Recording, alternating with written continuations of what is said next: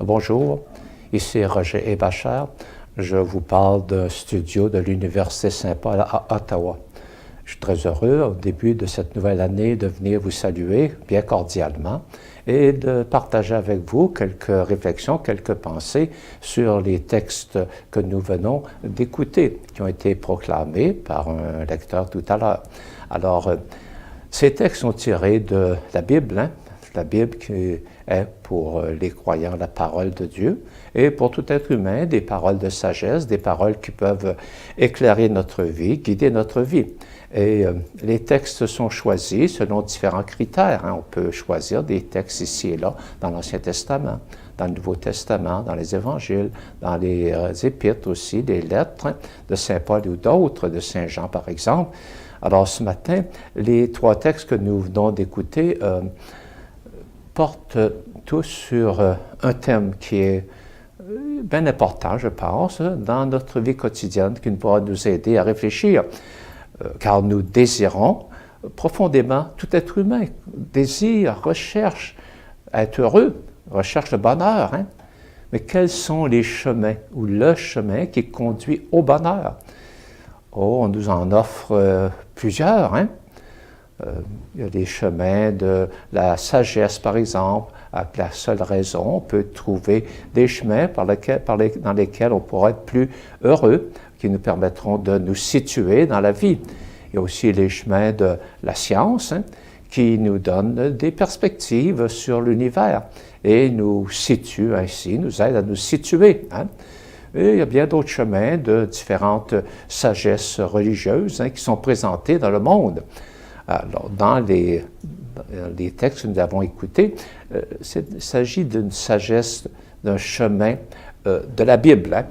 Et dans les textes qu'on a ici ce matin, aujourd'hui, on nous présente des repères. Quels peuvent être les repères dans notre vie pour marcher, à travers nos joies, nos peines, nos souffrances, nos blessures, nos difficultés, à marcher vers plus de bonheur? Dans la première lecture, tirée du texte de Sophonie, nous avons déjà quelques repères. Sophonie, c'est un prophète qui vivait aux 700 ans à peu près avant Jésus. Et son peuple vivait des moments difficiles.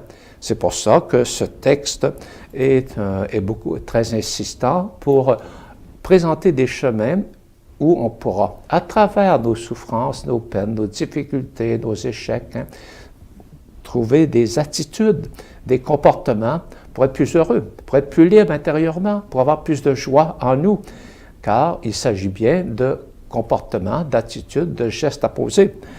Le texte commence comme ceci: « Cherchez le Seigneur, vous tous, les humbles du pays. » Donc, l'attitude qui nous est suggérée, c'est de chercher le Seigneur, de désirer. Il y a toutes sortes de désirs au fond de notre cœur, au fond de notre sensibilité, des désirs, des recherches dans toutes sortes de biens autour de nous. Mais la parole de Dieu affirme qu'il y a une recherche qui est tout à fait fondamentale et qui peut, elle, rejoindre nos aspirations les plus profondes. Chercher le Seigneur. Ce Dieu qui nous a créés, ce Dieu qui se fait proche de nous et qui nous accompagne dans la vie, qui nous traite comme un père ou une mère traite son enfant, comme nous l'explique à plusieurs endroits la Bible. Et vous, les humbles du pays. Que signifie le mot humble ici? Le mot humble signifie d'abord une attitude de cœur. Dans l'Ancien Testament, donc avant Jésus, ceux qu'on appelle les humbles, c'est des personnes qui souvent sont très pauvres, très démunies, très faibles. Ce n'est pas des gens très puissants, au contraire, des gens souvent méprisés, mais qui, dans leur cœur, ont une profonde confiance en Dieu.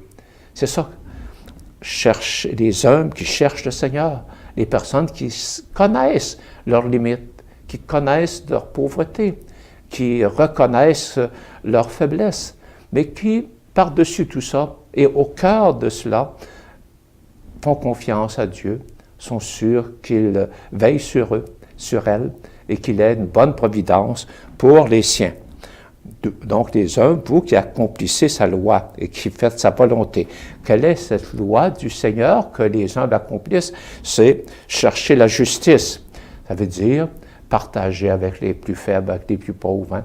Reconnaître qu'il y a autour de nous des gens dans le besoin et qu'on doit se faire proche de ces personnes-là parce que Dieu fait ainsi. Souvent, les psaumes, par exemple, nous montrent que les principaux bénéficiaires de Dieu, hein, ceux qui bénéficient le plus de sa bonté, de sa tendresse, c'est les personnes qui en ont le plus besoin. Les personnes qu'on appelle dans l'Ancien Testament, par exemple, les veuves, c'est qui étaient totalement délaissées à l'époque. Hein. Les femmes aussi qui subissaient un divorce et qui étaient simplement rejetées dans la rue, abandonnées par tous et méprisées. Les enfants, les aveugles, les boiteux, les personnes qui ne pouvaient pas travailler à cause de paralysie. En somme, toutes ces personnes aussi qui étaient exploitées par de multiples taxes, impôts de toutes sortes venant et du temple de Jérusalem et de l'Empire qui les oppressait, quoi. Alors, donc, chercher la justice, rechercher l'humilité, la confiance en Dieu et l'amour des autres, le partage, avoir du cœur envers Dieu et du cœur envers les autres. Et alors, on pourra être à l'abri. Hein? Ça veut dire ne pas avoir peur de Dieu et lui faire confiance. Hein? Ce sera un peuple de pauvres et petits, mais qui prendra son abri dans le Seigneur. Hein? Il pourra ainsi se reposer, se paître, sans que personne l'effraiera. En somme, on a ici une belle comparaison. Hein? Ces petits, ces humbles, ils peuvent faire comme un troupeau qui est bien gardé par son berger. Il peut se reposer, se manger, boire et ne pas avoir peur des ennemis qui l'attaqueraient. Donc voilà une attitude, une balise, je pense, de notre vie qui est très intéressante à chercher à approfondir de plus en plus. Hein? Que signifie pour moi dans mes situations concrètes, souvent de limitations, de blessures de toutes sortes? Que signifie pour moi cette balise? Hein? Comment je peux, là, ouvrir simplement mon cœur à Dieu, lui dire que je lui fais confiance, lui dire mes peines, mes souffrances, même mes colères. Oui, Dieu nous permet de lui dire tout ce qu'on veut lui dire, hein, pourvu qu'on le fasse avec un cœur filial, un cœur confiant. Dans l'Évangile qu'on a lu aujourd'hui aussi, qu'on appelle les béatitudes, Jésus reprend tout cet enseignement en le développant et en l'appliquant encore plus aux différents aspects de notre vie. Qu'est-ce que c'est que ce texte des béatitudes? On pourrait se rappeler, par exemple, qu'aujourd'hui, hein, les selfies sont très, très populaires. Hein? Je dirais que ce texte des béatitudes, c'est la selfie que Jésus fait de lui-même, son autoportrait. Oui, hein?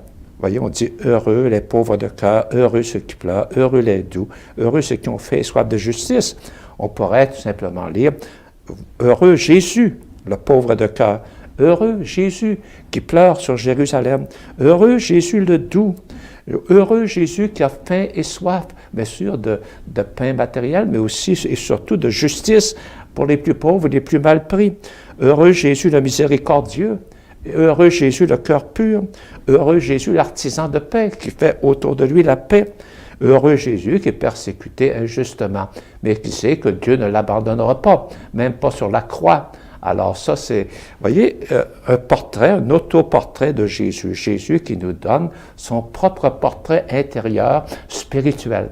Ça, c'est une belle façon d'approcher ce texte et surtout à travers ce texte d'apprendre à mieux connaître Jésus, à se familiariser avec Jésus. Reprenant chacune des béatitudes, on pourrait relire des textes évangéliques qui nous montrent comment Jésus est un pauvre de cœur dans sa relation au Père, comment Jésus pleure, mais pleure dans la confiance au Père, comment Jésus est miséricordieux envers les personnes qui sont autour de lui, et surtout les plus petits, les plus méprisés, les plus rejetés de la société de son époque. Hein. Donc, on pourrait voir ici et regarder les attitudes et les comportements de Jésus face à Dieu, qu'il appelle son Père, et face aux humains qui sont autour de lui. Tous les humains, mais de façon privilégiée, les personnes dans le besoin, les personnes rejetées, les personnes marginalisées. Deuxièmement, on peut aussi penser que ce texte est un appel pour nous, ses disciples, hein, nous qui nous reconnaissons comme disciples de Jésus. C'est un appel à suivre Jésus. Hein? Et même si on ne se reconnaît pas comme ses disciples, hein, ce texte contient une sagesse inépuisable. Hein? Gandhi, le fondateur, en somme, de l'Inde moderne, hein? Gandhi, qui a été jusqu'au don de sa vie, justement, pour son peuple, hein, disait que ces textes des béatitudes, c'est un texte qui vaut pour toute l'humanité. Et je pense que c'est vrai. Hein? Alors, prenons donc quelques minutes pour en saisir un peu mieux la signification. Heureux les pauvres de cœur. Bon, je pense que cette première béatitude résume toutes les autres. Hein? C'est l'attitude fondamentale de quelqu'un qui se sait limité, qui sait qu'il est une créature avec tout ce que ça a de limitation, qui connaît aussi par expérience ou en regardant autour de lui et d'elle, hein, comment tant de sécurité que nous prétendons nous donner avec notre argent, nos talents, nos amis et une multitude d'autres choses, même la drogue, hein, que toutes ces sécurités sont fausses, hein, et un jour il nous quitte. Il n'y a qu'une seule sécurité fondamentale, c'est la relation à Dieu, la confiance en Dieu, la certitude qu'il nous a créés parce qu'il veut que nous vivions. Le Dieu auquel nous croyons, c'est le Dieu qui aime la vie. Le Dieu que nous croyons, c'est le Dieu qui aime les humains. Le Dieu auquel nous croyons, c'est le Dieu qui s'est fait proche de nous en Jésus, afin que nous sachions, par ce que fait et vit Jésus, comment nous-mêmes nous comporter envers Dieu comme notre Père du ciel, comment le prier comme Jésus le faisait, et comment faire la volonté du Père comme Jésus le faisait, en suivant le grand commandement de l'amour mutuel des uns pour les autres, surtout pour les personnes les plus abandonnées, les plus oubliées de notre société autour de nous, car nous risquons toujours de nous fermer les yeux sur celles et ceux qui, autour de nous, ont besoin, ont des attentes, ont des soucis, ont souvent aussi de grandes blessures. Hein? Et Jésus s'en occupait. Donc, suivre Jésus, c'est faire comme lui. Hein? Donc, heureux les pauvres de cœur, donc cette pauvreté intérieure, cette qui est humilité et confiance en Dieu. Heureux ceux qui pleurent. Oui, ceux qui pleurent avec les autres. Hein? Ceux qui ont un cœur suffisamment ouvert pour avoir la compassion pour celles et ceux qui sont autour d'eux. Hein? Alors, heureux les doux. Hein? La douceur, c'est une relation à Dieu, hein? Et aussi aux autres humains. Jésus qui a dit, « Moi, je suis doux et humble de cœur. Venez à moi, vous qui trouvez lourd le fardeau, et vous trouverez en moi le repos et la paix, car je suis doux et humble de cœur. » Voyez, donc, par là, Jésus nous invite, nous aussi, à développer ces attitudes de douceur autour de nous. Ça nous libère intérieurement en même temps. Hein? Heureux les miséricordieux, car ils obtiendront miséricorde. Si nous sommes réalistes envers nous-mêmes, nous savons bien que nous avons besoin de la miséricorde de Dieu. Et Dieu l'offre toujours, cette miséricorde, inconditionnellement, parce qu'il nous aime, mais en même temps, il nous demande, à notre tour aussi, d'exercer la miséricorde pour les gens autour de nous. Hein? Heureux les cœurs purs. Les cœurs purs, ça veut dire les cœurs droits, les cœurs qui ne sont pas hypocrites, les cœurs qui sont intérieurement capables de clarté, de transparence, hein, de lucidité.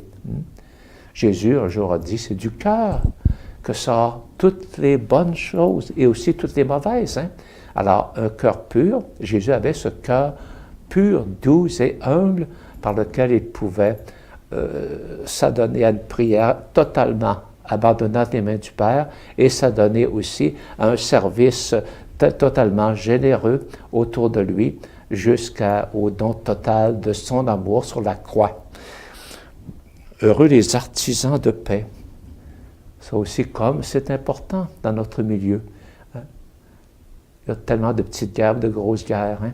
Dans tous les niveaux de nos relations entre humains. Voilà, point de repère Très important, hein? Heureux les artisans de paix. Bâtir la paix, non pas bâtir la guerre. Bâtir, non pas des murs, mais des ponts. Hein? Se rassembler au lieu de se diviser. Et faire attention surtout à comment nous employons notre langue, car c'est souvent par la langue, les médisances, les calomnies, les jugements téméraires, qu'on fait des blessures, hein, qu'on crée des divisions, qu'on éloigne des gens les uns des autres, hein, et qu'on empêche de sans cesse créer plus de réconciliation. Alors, donc, Jésus a été vraiment un artisan de paix et peut nous dire à nous aussi, heureux les artisans de paix. Ils seront vraiment appelés et ils sont vraiment enfants bien-aimés de Dieu. Hein? Bon, et ensuite Jésus dit que ceux et celles qui, à cause de lui, à cause de son nom, à cause de l'Évangile, hein, sont parfois méprisés, rejetés, mis de côté, marginalisés. Bien heureux êtes-vous, hein? Car il y a une promesse pour vous. Hein? Le royaume des cieux est à vous, dit Jésus. Alors voilà donc 8 repères, hein, qui peuvent être très utiles dans notre vie quand on les a suffisamment médités.